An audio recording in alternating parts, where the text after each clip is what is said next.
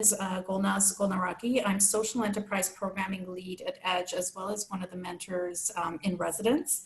And we're very, very excited to have Steve Boone, who's been an incredible advocate and supporter of our hub, joining us today for a session on balancing your 3Ms, which he'll expand on momentarily, towards a sustainable social enterprise. Before starting, I would like to acknowledge that for thousands of years, this has been and still is the traditional territory of the Mississaugas of the Credit First Nations and Anishinaabe Nation, Huron-Wendat, and the Haudenosaunee Confederacy. Sheridan campuses sit on these lands, and it is our collective responsibility to honor and respect those who have gone before us, those who are here, and those who have yet to come. And we're grateful for the opportunity to be working on this land. If I could go to the next slide, please. So our plan for today is Steve will devote most of our hour together to talking about the 3Ms. We do want to encourage you to use the chat to, if you have any questions or comments or you'd like to share around topics that are being discussed, use the chat, and we'll also have opportunities for you to use the mic. We're an intimate group to ask questions, to share, and really make this as interactive and valuable for everyone as possible. If we could go to the next slide, Tiana, please. We do ask that you mute your mic just to ensure that there's minimal background noise as we're engaging in our session today. The session is being recorded, so if you would prefer not to be on camera, please mute your video if that's more comfortable for you. And again, please share and comment. You can put your hand up if you have something to add. We want to make this as interactive throughout. I'm going to pass it on to Tiana, my colleague, to introduce herself as well. She'll be working with me to host the session today. Hi everyone, my name is Tiana. I'm actually an EDGE intern and I am an HR student at Sheridan, and today I'll just be in the background just helping out. If you have any tech issues, you can just write in the chat. Thank you so much. All right, and if we can go to the next slide. So very quickly, for those of you who may not know EDGE, we are the entrepreneurship arm of Sheridan College. We support aspiring entrepreneurs and change makers. We can go to the next slide, Tiana, that's great. We aspiring entrepreneurs and change makers from students in our community, some of who are here with us today, alumni, as well as the general community. So we're very active. We care about the Peel and Halton regions and do work within the ecosystem with other entrepreneurs serving entities as well. We provide training, mentorship, workspace. Right now it's more virtual, but we do have a lovely space, and the photo is on the screen available to our entrepreneurs, as well as access to funding opportunities. So our programming essentially does focus on all stages of venture development, from explore to leap to rise to soar. So from ideation, where you think you might have an idea or you may have an interest in entrepreneurship, we have programming that will help you explore and really focused on ideation, all the way to soar, which is you have launched and your venture is generating revenue or consistent funding. And the focus is on growth, refining your minimum viable product and gaining traction and scaling and creating efficiency. So we support all stages of that development process. In 2019, we served over 4,000 participants through many events like this one. And our events tend to focus on opportunities for our community members to network, professional development training opportunities, as well as funding events. So for those of you who are members at EDGE, particularly at the Rise and Soar levels, the Advantage Fund supports high potential Rise and Soar EDGE startups and social enterprises, whether for-profit or not-for-profit, by providing up to $10,000 in seed funding to cover the cost of eligible expenses, as they move from validating concept to market entry and beyond. So applications for Advantage will open in mid-August. We have Sneha on the line as well. And outside of the session, if you are a RISE or SOAR member and have any questions, she'll be more than happy to answer them. And we do have a recording of an information session that was held yesterday, which if you haven't received, and again, are a SOAR or RISE member, we're more than happy to share. So keep an eye out for that. Next slide. Here in the Peel and Halton regions, investment readiness program has been of priority, and through the Oakville Community Foundation, which is a lead partner that we've been working with along with a consortium of 6 community partners, we've been very proud to support the investment readiness program. The partnership's first allocation supported 23 social purpose organizations with $715,550 to be exact of non-replayable capital to improve their capacity to invest in innovation, participate in the social finance market, and access new investment opportunities. Social purpose organizations under this funding opportunity include charities, not-for-profits, cooperatives, social enterprises, and mission-focused for-profits who are advancing a social, cultural, and environmental mission. Round 2 of this funding opportunity opens September 8th for submission of applications and closes on October 9th. And for more information about this program, I'm going to ask Tiana to post the link in the chat over the course of this webinar, but you can go to the communityfoundations.ca website. Under initiatives, the Investment Readiness Fund is where you can find more information. All right, I'm getting a white screen. If we can go to the next slide, please. All right, so without further ado, I'd like to introduce Steve Boone, our guest speaker for today. Steve operates his own management consulting firm, specializing in assisting the charitable, not-for-profit, and social enterprise sector with the same level of strategic guidance that served him well throughout his distinguished career in the YMCA Federation. And Steve, how many years were you with the Y? Was it 30, 40? 40. 40 years in different roles. He's also a very proud volunteer who has served on the board of governors of Sheridan College, and we're just honored to have had him work with us at that capacity for a number of years. And from serving as chair of the Academic and Student Affairs Committee to a number of different roles, including board chair as well. So Steve has also been a massive, huge advocate of EDGE through his volunteerism as a mentor and providing sessions like this. And without further ado, I'd like to pass it on to Steve to kick things off. Thanks so much, Golnaz. I really appreciate it. Listen, thanks everybody for being here today.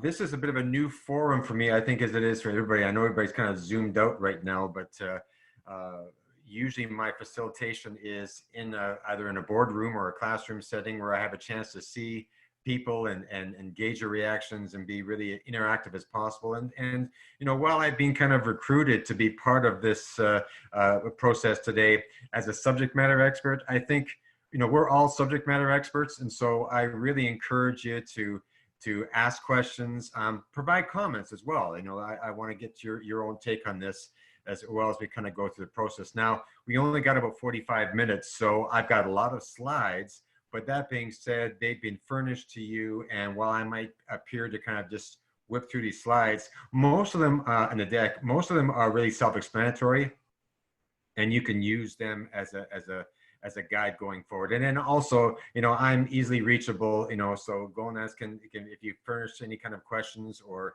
want to either get in touch with me, you can do that through EDGE, and I'll be happy to be able to provide some, you know, follow-up if that's the case. Steve, can I interrupt? One thing I forgot to mention is that in your Eventbrite reminder emails that came through today, you will be you do have access to these slides. So there is a hyperlink that will take you to these slides if you'd like to download and make notes or save it on your computer for future reference.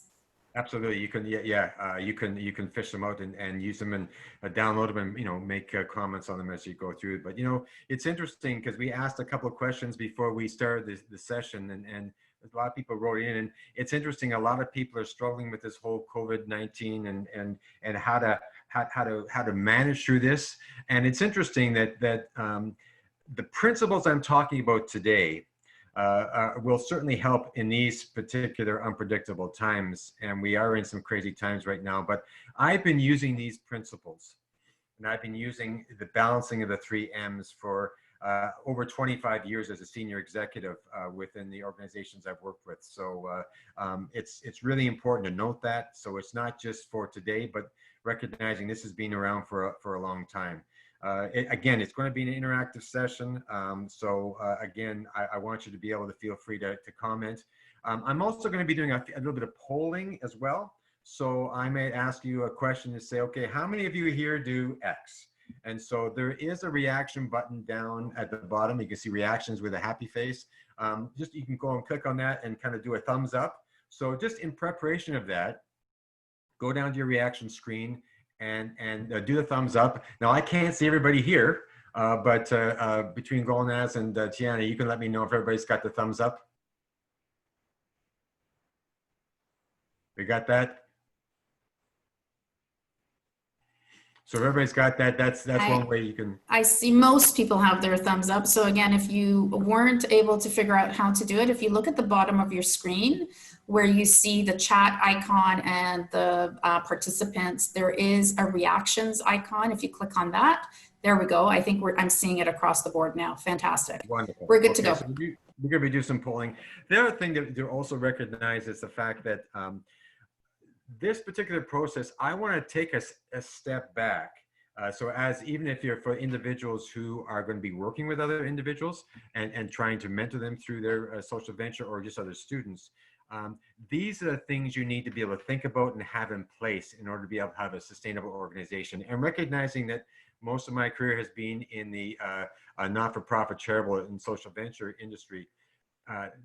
These hold through to huge for-profit industry. So this works for in every particular place. So you have to recognize that. So and I noticed some of the questions that came forward got very granular, very specific. Again, this is going to be looking at about 3,000 feet.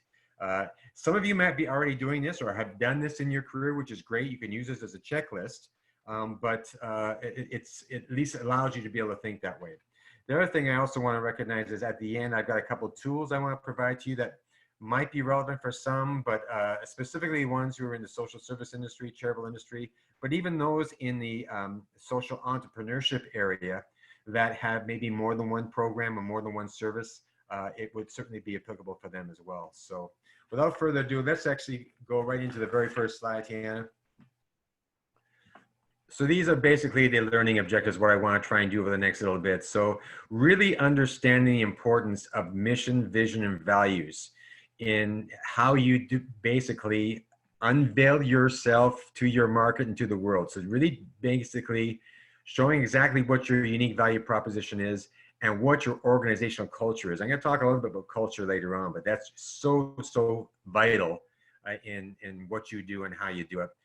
Then understanding and how we basically balance the 3 M's. And the 3 M's basically is how do you run and how do you provide a product, a service, or a program that's mission-based while being financially viable. So in other words, your financial margins, and relevant to the market you serve. And all of these 3 areas have to be equally balanced. If not, you start running into some problems. And as a result of that, the third objective really is to, we're going to talk a little bit about the early warning signs that might make you think, okay, I'm going off track here a little bit and I might have some vulnerability here, and how we can use planning, how we start talking about how do you make decisions for your organization, and also lead to basic innovation and overall long-term sustainability from that standpoint. The other thing I want to bring forward to you before we move on to the next slide is that over my years of working in the industry, I've come to appreciate the mindset, and you've heard this before, but I've got a totally different spin on this. You've heard the saying, well, if it isn't broken, why are we going to bother about fixing it? I do a 180 on that. I say, if it isn't broken, let's fix it anyways. And the reason why I say that, it's the process that you go through an examination. You might find, and it could be a larger issue within your organization, it might be one small facet. But as you go through this exploration process, you may find that, well, no, it's really not broken. It's relevant to today. It's allowing me to be sustainable. I don't necessarily need to fix it. Or you might find it might need a little bit of tweaking. Or you might find, okay, I'm suspecting that, yeah, I've had an issue here and I need to either blow this thing up or change it dramatically in order for me to be sustainable. So that's the mindset we can, and you're gonna hear me say this for the next half hour or so. Yeah, if it isn't broken, let's fix it. So let's, next slide.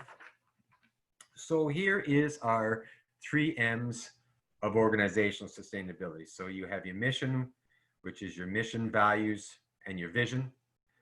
You've got your margins, which is your annual operating plan, your strategic plan, your long-term business plan, if you will, which has allowed you to be able to start your business and thinking about both short-term and long-term at the same time.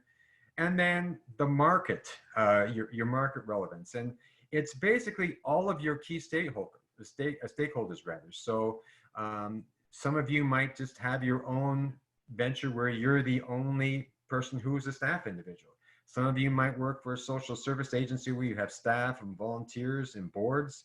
You know, if you're hiring staff, you got to start taking a look at, okay, what about this business that makes it different from something else, that I really got to hire very specific people, not just skill sets, but if we match that with our mission and vision and values, the culture that we want to basically be able to inculcate within our organizations that allows us to be successful. And then also you've got other people as well. You've got your, you know, your clients or your participant serves. You've got your suppliers. You've got your government regulators if you go for government funding. You've got your donors if you've actually done some fundraising as well. So these are all of your basic stakeholders, your markets that you are serving within this market relevance area. Let's go on to the next one. So as we start off here, let's start talking about mission and mission, vision, values. So here's the first poll. How many here who have either a social venture or work in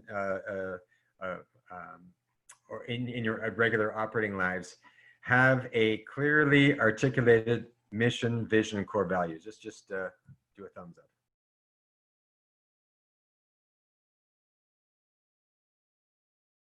So you have to count for me, Gomez. We have 1, 2, 3, 4, 5. Excellent. Okay. Six thumbs. Okay, perfect. So the thing is again, this is the first part where we start talking about, well, if it isn't broken, let's try and fix it anyways when we start talking about mission. So mission, vision, values. So next slide, Tiana. So we know that any enterprise, any not-for-profit, any for-profit business, if they want to really thrive and work at its highest level, really leverage these 3 commitments. These are the must-haves. You cannot have a social enterprise. You cannot have a charitable organization. You can't have a major for-profit industry without being able to leverage these 3. Because first of all, these are really important statements that you view the world through. So everyone in your organization is all on the same page. And your key stakeholders, whether it be your funders, or they know what to expect of you because you've clearly written that. We talk about it being a living document because it really defines culture. And you know, you may have heard this saying before, but culture, you can have all the strategy you want in the world. You can go in that second bracket when we start talking about margins, have all the strategic plans in the world, but we know that culture eats strategy for breakfast. And we start talking about walking the talk. A lot of times when you find organizational disillusionment, it's usually when the leaders aren't necessarily walking that talk. And so people stop believing in the organization and the values it brings forward. And that's when you start to see things eroding a little bit because it's really not doing what it's set out to do. And then you start talking about incorporating all these facets into an organization. It basically is a lens that you use for hiring, all your key decision making, your strategic planning, your annual planning, how you relate to your markets, how you relate to all of your key stakeholders. This is a lens you view all that through. And Steve, can I ask a quick question on this one? Sure. For startups, can you ground this in, for someone who may be at that very early stage where they're identifying and kind of coming up with vision, values? What suggestions do you have for, how they might really think about culture and what all these things mean in terms of decision making, even at that early stage? Sure, absolutely. Well, this is the early thinking that you have to do, because any business, any organization starts with a crystallization of an idea and maybe trying to address what they feel is a need in society or a need within a given market. And so the idea is that your mission, vision, and values starts talking about your unique value proposition, because in some cases there may be an idea out there that nobody ever has thought about. But in many cases, you are up against maybe other platforms or other kinds of ventures that do similar kind of work to you. So how do you define yourself? How do you create a difference? How do you create something that says, okay, what I've got is unique, not just because of my product, but also, and we're going to talk about this again with 3 things in a few seconds, about how you define yourself, what makes you different. And you got to think about that up front, because that becomes the essence of your business, not just your idea, but how you do it and how you go about creating that difference in the marketplace that are going to draw people to your organization, program, service, or good. Okay. Does that help? Hopefully you'll see this a little bit more as we go through this. Okay. So as you start thinking about your venture, okay, as you start thinking about your mission statement, next slide. So first of all, what the heck is a mission statement? So your mission statement should be something that's inspirational. It kind of declares what you do every day. It also gives your people that you work with, it gives your stakeholders a good sense about the value, if they happen to work in your organization, of their work. And it starts to basically establish a mindset for the behavior. But it also really reflects the very specific and explicit choices that you make in determining how you want to serve people, what makes you different, and if they avail themselves of your program or your product or your service, what are they going to get out of this? And why should they really care? Your mission statement is an address to the world that basically says, this is who I am. It should also, as you're starting to think about this, it should speak to you personally. It becomes basically part of what I call an elevator speech. So in other words, what an elevator speech is you're at a party. Nobody knows who the heck you are because you're there with your spouse or your significant other, or you just happen to drop by. And people say, oh, hi, who are you and what do you do? Because they usually want to know what you do. And so you use your mission statement basically in a way to basically talk for 10 seconds, no more than 10 seconds, what you do and the impact that you have. So first of all, of the 5 people that put their thumbs up, that they have a mission statement, how many of you can either recite your mission statement verbatim or give a good idea of what it is off the top of your head? We have 1 thumb, 2 thumbs. 2 are confident they can speak to it verbatim. Okay, so give me, I need a volunteer. Tell me what your mission statement is and who you work for and what your mission statement is. Okay, I'll jump in. My name is Sean O'Keefe. The company is called Springboard. My mission is actually my passion. So I've combined the 2. So my passion is creating spaces for men to advance their own conversations of what it means to be a man. Okay, perfect. So if I was to meet you at a party, Sean, and I said, so Sean, what do you do? And so in 10 seconds, describe for me the outcome of what happens to somebody as a result of what you do. 10 seconds. Or less. Or less. Right now, men north of 35 have nowhere to go to have a conversation with other men about the struggles that they're going through. Perfect. Okay. All right. So you want to be able to try and use your mission statement. I'm going to give you some examples because I got some examples in a second about what you can do. But next slide. Here are some of the, I don't know, I don't want to call them mistakes, but here are some of the do's and don'ts. Again, this is something that, you know, we're going to take a look at. If it isn't broken, we're going to try and fix this. So, you know, is your mission statement too vague? Is it too ambiguous? Is it broad? Does it use the terminology of today, like the jargon of today, the business jargon of today? You want to get away from that.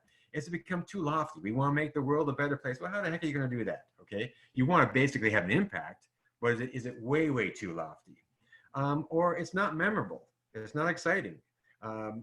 Sean, I love the word that you use as passion. And we talked about this before we got online here today. We started talking about, my gosh, if you're going to be working in a job and you're not passionate about it, that's going to be one heck of a career you're going to have, because it's going to be drudgery.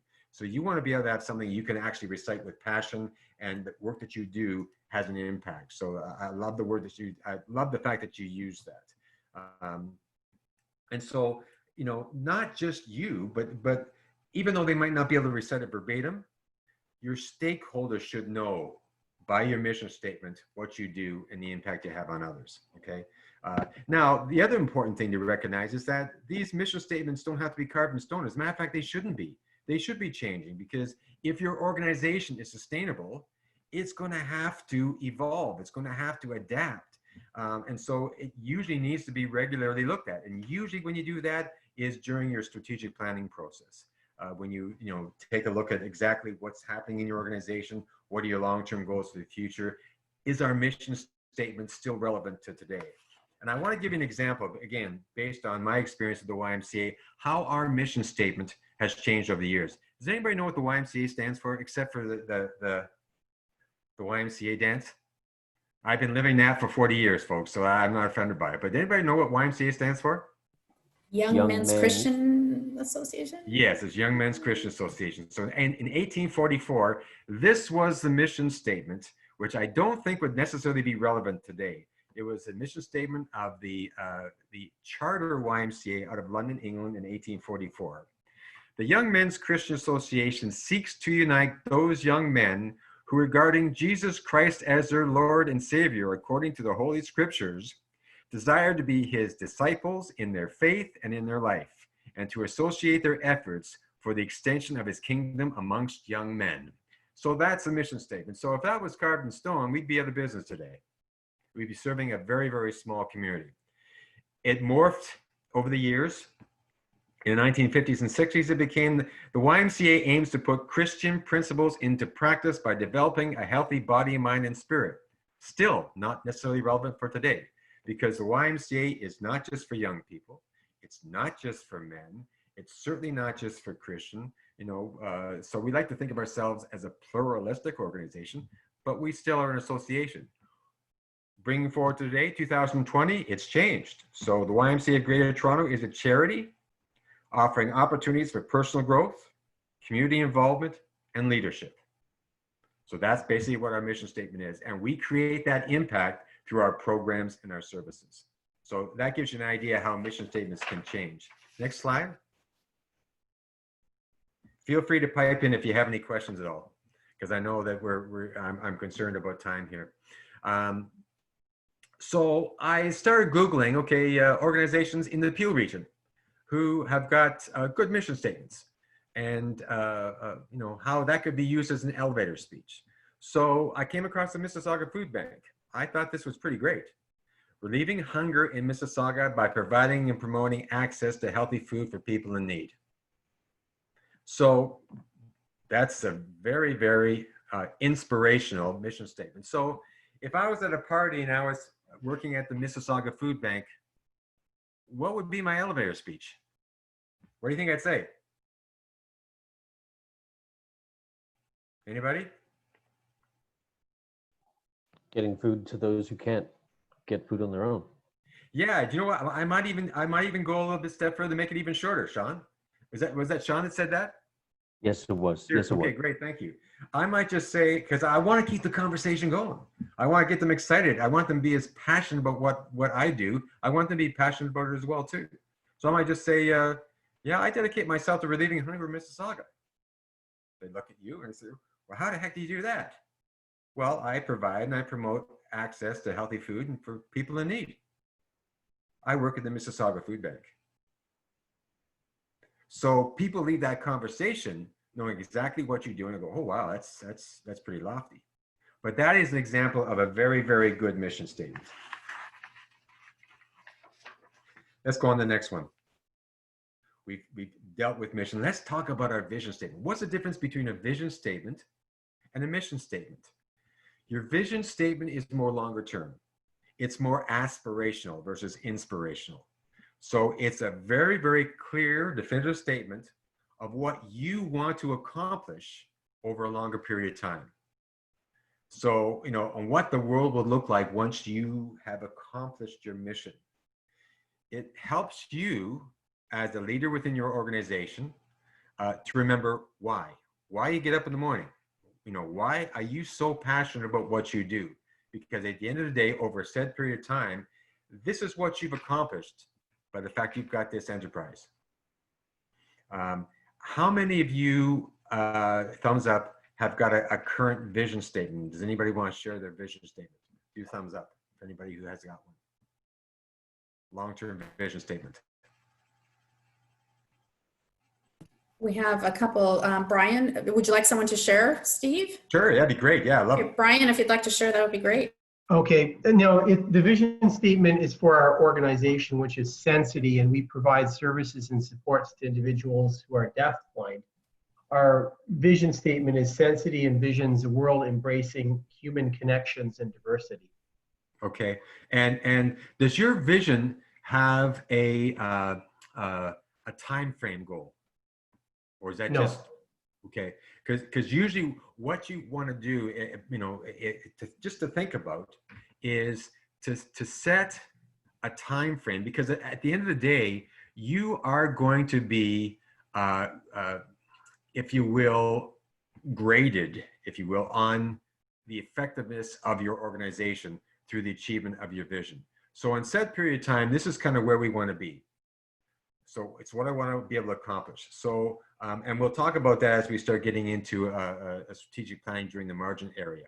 But the whole idea is that you want to be able to have some kind of goals that either your board or your funders or people who have assisted you with your, or even yourself, you want to say, well, have I really hit the mark here? Well, have I achieved my vision? Well, how do I know if I achieved my vision? Well, this is what I'm going to do.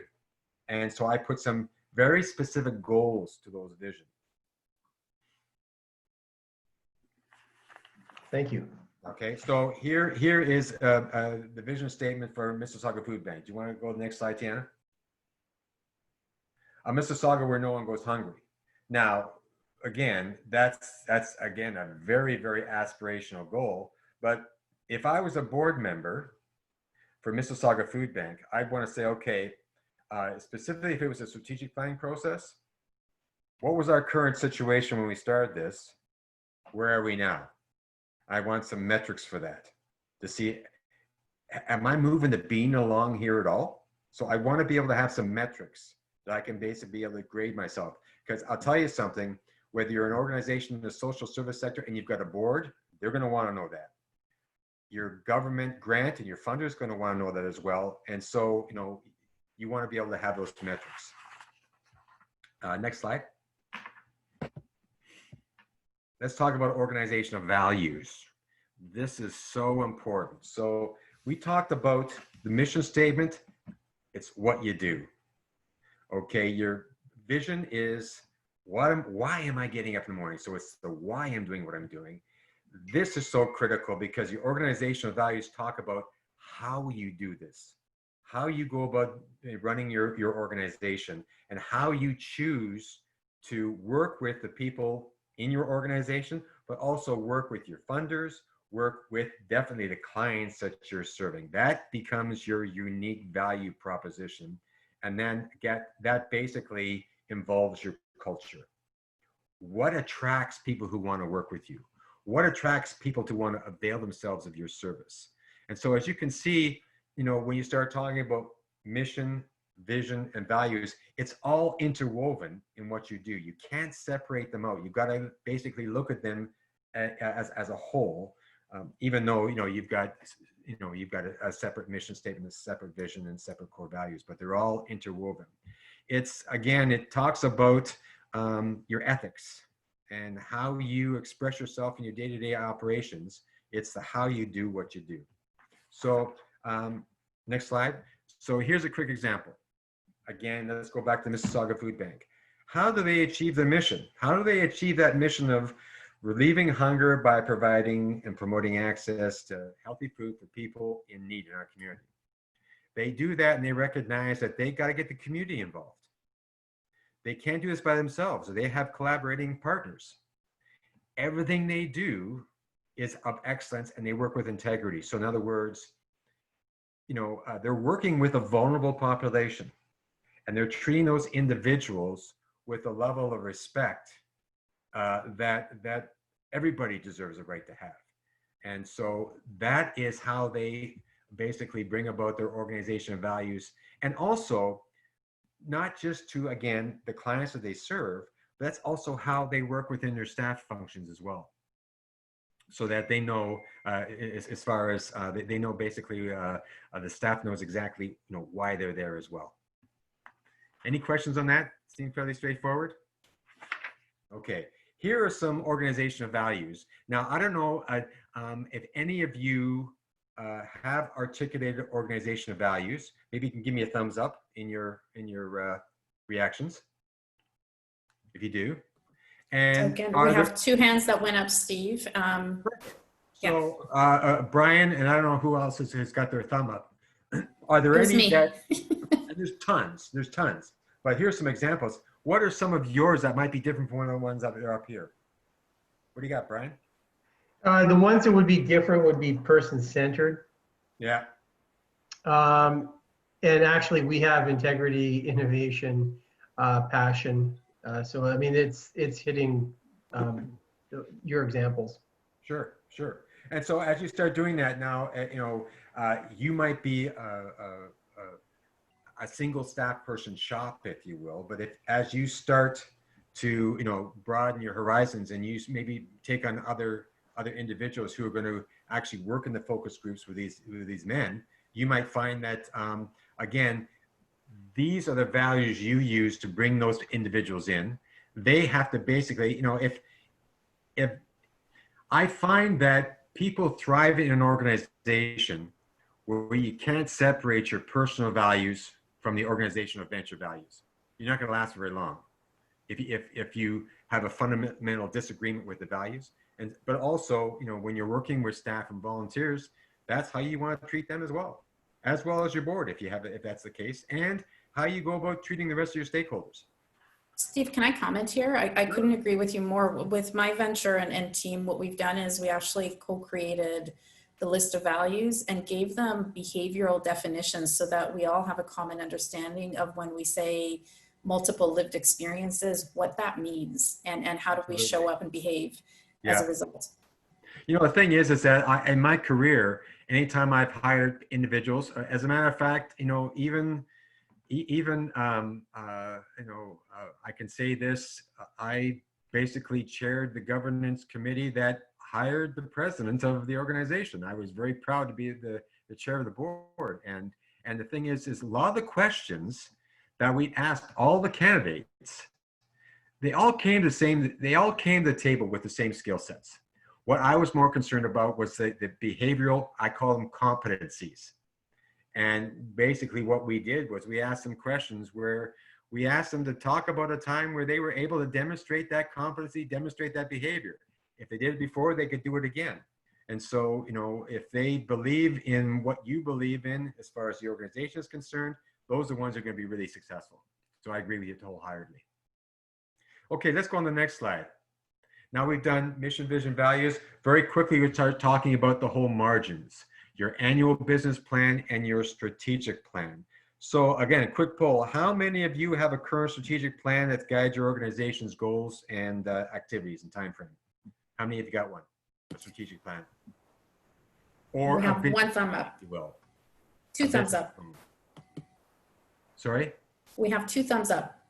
Okay, so of the 2 thumbs up, tell me a little bit about your strategic plan. How long is it? What do you do? John, would you like to comment on that? Yeah. How long is it? So I'm answering on behalf of, I guess, Edge and Sheridan. So Yep. I know Edge and Sheridan have strategic plans. How long is it? The amount of pages off the top of my head, I'm not sure. Okay, okay. So the whole idea is that, you know, people have to, even if you're starting your venture, you have to have some kind of business plan, because, you know, you're going to have an idea of, first of all, you know, what are you going to charge? What are the costs? Can you basically remain financially viable? And it usually starts off with a strategic plan. And you know what? I'll tell you something, John, there's no right answer. And there's no wrong answer, because each organization depends, you know, based on what industry they're in. But generally speaking, people have morphed into shorter strategic planning processes than longer, because their environment changes so much, especially people who are involved in the tech industry, because your world changes every night for all intents and purposes. There are new advances coming every single day. But what I've been accustomed to, which has worked for me and the organizations I've worked for, which runs against the grain a little bit at first brushstroke, but actually tends to work, is I do 10-year strategic plans. You say, well, how the heck can you be nimble doing that? Well, the thing is that I've got a 10-year vision.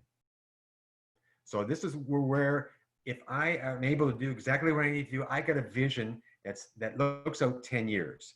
And I've got some very specific outcomes and goals I want to achieve, that my board or my funders can say, yes, you achieved your vision, or you're on the way to doing that. So you got a 10-year vision, but then I chunk that out in 2-year plans, because now I'm able to be nimble. So if I need to adapt, if I need to evolve, that kind of thing, I can do it in 2 years. And then from that 2-year, and with those 2-year plans, I've got some numbers to that, but I also have some goals that I can chunk out, eventually say, if I meet this goal, then I can build on that to eventually hit my long-term vision goals. And then from there, what I do is I have my annual operating plan.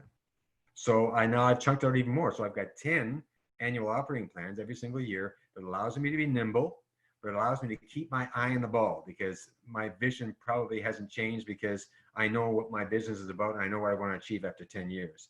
So that's generally speaking what we try and do for that. Now, next slide. I hope that makes sense to folks, but quite frankly, in the strategic planning process, there's no wrong answer. You've got to basically tailor that to your own specific needs. But let's talk about the big bugaboo. Let's talk about the thing that everybody seems to struggle with, whether it be a social enterprise, whether it be in the charitable sector, in a not-for-profit sector, or the for-profit sector. How many here would basically list funding and revenue generation as a key challenge for your operation? Coming up with money. That's a big Whatever one. way you do it. Many thumbs going up, and from, you know, yeah, that's a big one. Okay, so next slide. For all intents and purposes, you're not alone, because 2/3 say they struggle day to day with, you know, basically just the needs of today, and 3/4 say it's just a challenge to meet any kind of long-term operational goals and objectives over, you know, again, achieving my vision. So that becomes a real problem. So next slide. There's all kinds of ways you can come up with revenue generation. You know, you've got your startup, your capital funding. So whether it be a venture capital, or you've got investors, or you've got grant money, whatever that kind of happens to be. And then you've got your ongoing operational revenue. So you could have fee for service, you could sell goods, you have government contracts, you might charge a membership fee if it's an online platform, and dues. You might have had a foundational grant, or you might have something other than that. But those are, generally speaking, you know, kind of the ways we get our revenue. But let's take a look at the next slide for a second. When we, in talking ourselves through this, this is a really important thing. I want to really stress this today, that one of the most, I'm going to read this, one of the most often quoted truisms is that charities, nonprofits, or other enterprises should seek as much diversity in the revenue streams as possible. And that makes sense. Anytime an organization starts running into financial issues, they start saying, we got to find a way of being able to diversify our revenue base. And it seems to make sense. Or does it? I want to float this by you here for a second, because I'm going to read this to you, because I jotted some notes down here. And for all intents and purposes, diversifying your revenue base sounds good, because depending on one primary source of income can be risky. The argument then is that more or ideally unrelated revenue streams gives us the flexibility to weather all kinds of shifts in our environment. If you get money from government contracts and that contract is terminated, well, you might be sunk at the end of the day. If you get half your money from a government contract, half from private grants, or you get some money from a membership fee or dues, that kind of thing, well, the loss of that government contract might not be as serious and might not be fatal. So revenue diversification can give you options when the ground shifts beneath you. So, and I'm not saying that you shouldn't diversify your revenue. I just think you need to think about this. So for instance, if we use that premise that you want to diversify your revenue, let's take a look at it from a different angle. So most of you now understand that we have to be prepared to adapt to the changing needs of today. So again, especially with our environment right now. And many read resilience on one revenue source as vulnerability and therefore risk, and that makes good sense. But adding revenue streams completely adds a whole bunch of new risks, or may, if you're not prepared and it can appreciate and can calculate, you know, what's going to happen as we enter into them. I'll give you some examples. So examples might be, you know, you're having some issues with your revenue streams. You're having a difficult time meeting your bottom lines. But bringing on a new revenue stream or a new program or a new service because you've been asked to do this if you're a government contract person, that revenue stream may take a longer runway and may actually cause you to lose on your bottom line for a period of time. And can your organization basically take that length of time to be able to absorb those new costs? Some of those revenue streams might come with it some very different costs, especially if it might even be a capital costs. Some need a different kind of organizational capacity. So in other words, you're thinking of this, but do you have the internal capacity to actually be able to do this? You might have to have, you know, grant writing specialists. You might need some new business acquisition models. You might need a CRM program, which starts talking customer relationship management programs that desire, you know, have a whole bunch of different kind of qualities to it. There might be more monitoring. There might be more report writing for funders, that kind of thing. Some may draw you off course. You might have an unrelated business that might cause some reputational damage to you as well. Some revenue streams might soften as the economy softens, while others don't. So you need a strategy, you need a way of being able to make decisions that you can put that up against to see whether or not that makes sense. So we're going to come to that at the very end. All right. So I'm not saying don't diversify your revenue, just beware and make sure you know exactly what you're doing. I want to spend 2 minutes just talking about key performance ratios. I'm not going to go through them, but you can advance to the next slides. Basically, you need to be able to have a figure out how am I doing, you know, and you need to have some performance metrics that allow you to be able to grade yourself in how you're doing. So you need to be able to measure success, not just to yourself, but to your potential boards, if you have a board, or your funders or your donors. And so I've got 1, 2, 3, 4, 5. I got 5 different basic key performance ratios that are going to be in your slides. I'm not going to go through them right now. And I've got some numbers attributed to them, but you need to understand, depending on the business that you're in, you need to understand, you know, what those numbers should be for you. So in other words, I've got some number of targets in there, but they might not necessarily be applicable to what you're doing. The one thing I did want to address, because I had one question here, was this whole thing around, as a social venture, whether you're a not-for-profit or you're a charitable organization, can we in fact make a profit? Well, we don't necessarily call it profit, we call it return on revenue. And yes, you do need to. because you know, at the end of the day, you need to be able to have a reserve fund. You need to have a reserve fund for maybe new technological advances, maybe different capital costs, but you can have excess revenue over expenses, and obviously you just can't pay yourself a greater dividend. That's all, because that's a private for-profit company. But you need to build yourself up a reserve fund. Okay. Two other quick things I want to go through. Actually, three other things in that, because I know we're really running out of time. Sorry, Golden Ads. I'm trying to whip through this as quickly as possible. One is the strategic program assessment. That's the next slide. Keep going. Keep going. Keep going. Okay, this.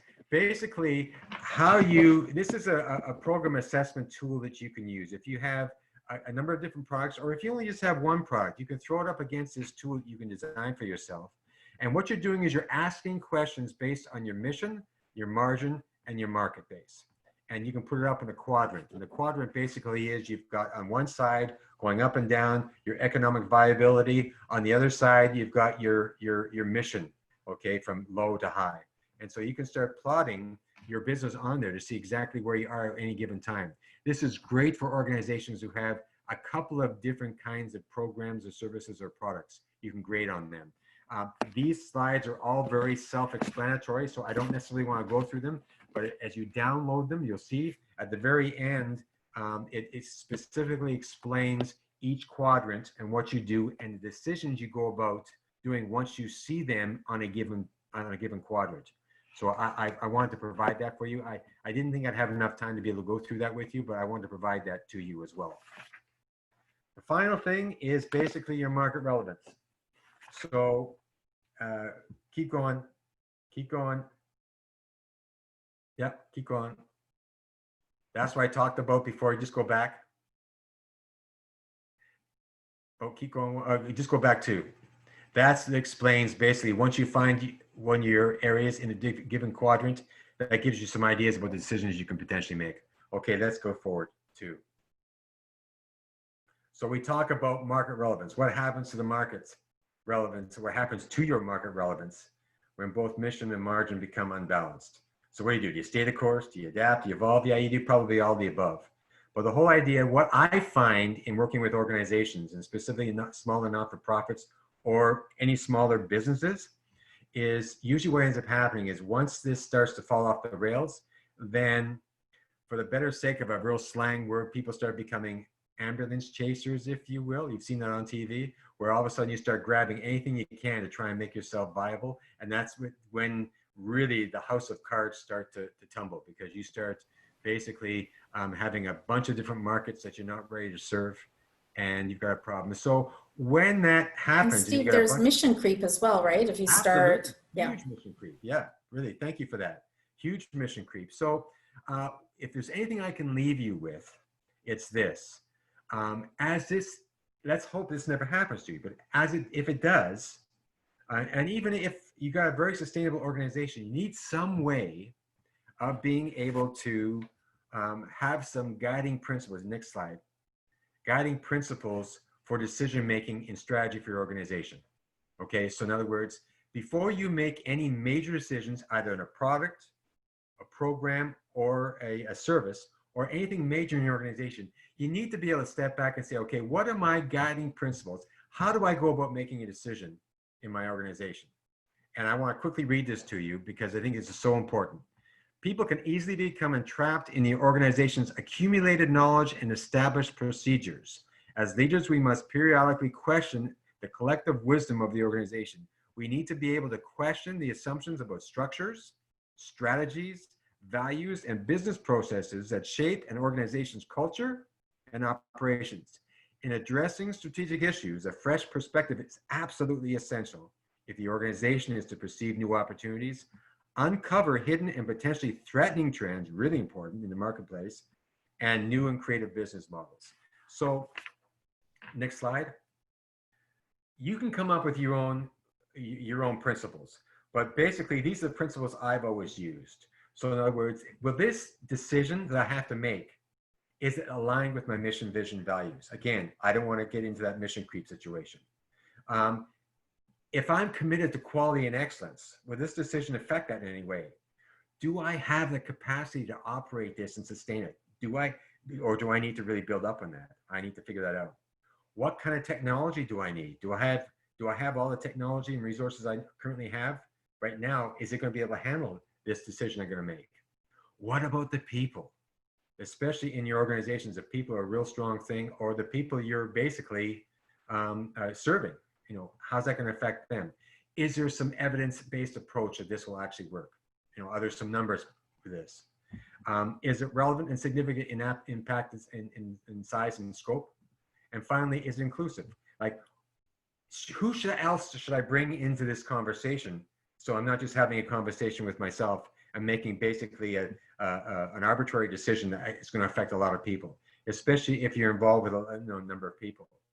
Brian, even in your business, as you're starting to take a look at some major decisions, how is it going to affect the men you're trying to serve? Brian, I'm right. Brian, you're the one. Brian, you're the one that is working with the men. No, I think that was Sean.